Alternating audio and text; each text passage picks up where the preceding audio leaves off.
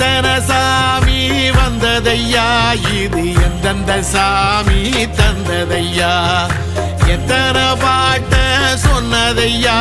அத சுத்துற பூமி கண்டதையா,